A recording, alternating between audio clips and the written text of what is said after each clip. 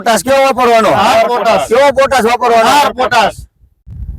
નમસ્કાર ખેડૂત મિત્રો, ખુશાલ Gajera curative માઇક્રોસ private limited company વતી આપ સૌનું હાર્દિક સ્વાગત કરું છું.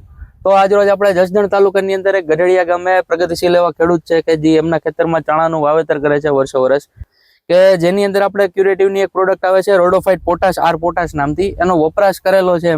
હવે તમે આ ચણાની અંદર કેટલા દી પહેલા પોટાશ લાવ્યા હતા? પોટાશ માર્યો ને 20 દિવસ થયા. 20 દિવસ થયા ને આપણે અત્યારે ચણાની શું પોઝિશન હતી ને શા માટે આપણે પોટાશનો ઉપયોગ કર્યો? ઉલડા હતા ને બહુ, ત્યારે ઈ હાટું માર્યો હતો.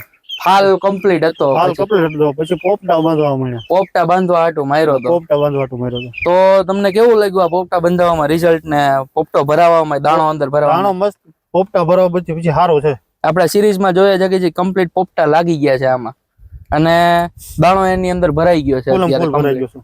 તો બીજા કોઈ ખેડૂત મિત્રોને આપણે કેવું હોય તો કહી શકીએ? કઈ શેકવીને ને અને મારી ગયો.